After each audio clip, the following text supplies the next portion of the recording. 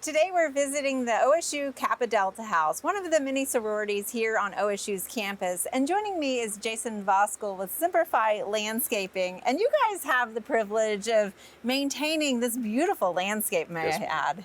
So tell me a little bit about what's all is involved in that.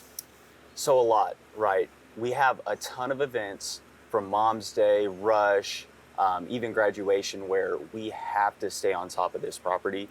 One of the daily or weekly tasks I have is to just come and ensure that this landscape is beautiful. We have tons of foot traffic coming in here, so having to work around the girls, making sure we're not in anyone's way can be a challenge. Right, it's a residential landscape essentially, but yet you have what, almost 100 residents that live here? 100 residents here and thousands that just are always going to class, going to school, wherever they're going. Yeah. So how do you be mindful with the maintenance that has to happen and the irrigation schedule? Yes, ma'am. So you can almost say we have spotters, right? So as we're blowing debris, as we're needing to weed whip, whatever's needing to be achieved, we need to make sure that we're keeping in mind that there are students here, and respecting their space. So.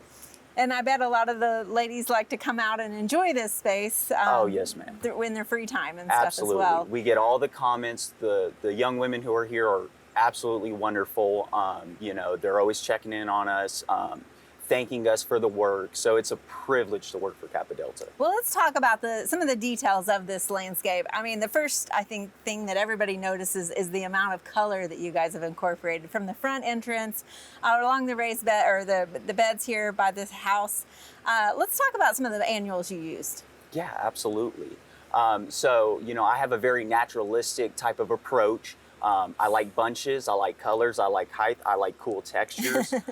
Whatever that's unique that will work in our climate and in that area, that's what we're looking to do. And it looks like you've used a lot of portulaca, some gomphrena. Yep, gomphrena, blue days, coleuses. We have the Vulcan coleuses right up in the front, the lantanas. I mean, it all just looks immaculate. Yeah, it's just a real explosion of color around here. But yeah, you have some real good, strong foundation plants also.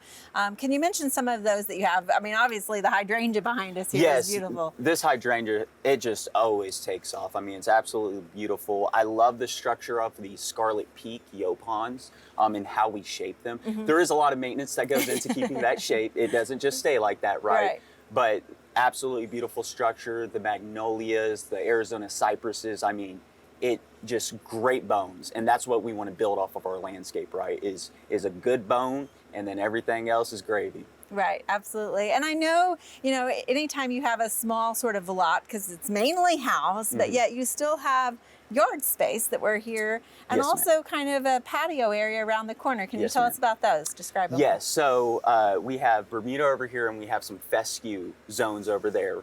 All of this is controlled off of a HydroWise irrigation clock, where I can actually control and adjust off of my phone from the office, from my bed, so it's all dialed in, it's all manageable in a very, very efficient way. Our mowers are also going through the same challenges where, it's rush. If it's like, for instance, this week, rush is coming up. Well, my mower has to mow twice this week before rush happens. Okay. It's a maintenance challenge, and I think we do a really good job at achieving it. Yeah, it's got a lot of detail to it. It's not just one we call mow and blow properties, right? No, ma'am. And so around the corner you have that patio, and there's kind of a pondless water feature. Can you explain that a little bit? So the bubbling rock.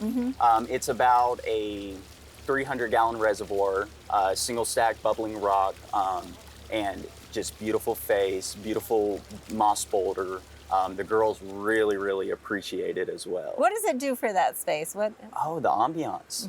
You're out there, you're reading your books, you're studying, and you just have a nice shaded area in the middle of summer to just relax, throw your feet up, maybe drink some Aspen coffee, and call it good. And you can actually feel it kind of cool off, not only because of the shade, but just because of the sound of water, I think kind of is a cooling effect. So it's a beautiful landscape, but there are sort of plans coming up in the future, right? Big plans. A lot of the houses, the KD house is going to go through some construction. Yes, ma'am.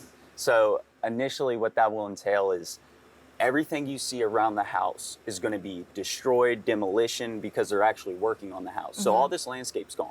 Unfortunately. So yeah. what that, the challenge for me is, okay, now we are redoing everything. We're redoing irrigation, we're redoing the lighting, we're redoing the landscape. And so this, it's beautiful here, but it's going to look different in a couple of years. Yeah. Which is okay.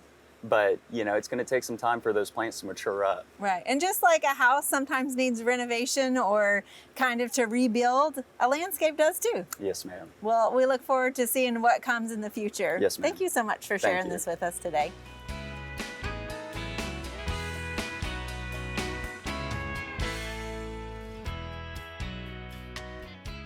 We hope you enjoyed this video as part of our Oklahoma Gardening YouTube channel. You can also find even more videos on the OK Gardening Classics YouTube channel. And join us on social media for great gardening tips, photos, and discussion.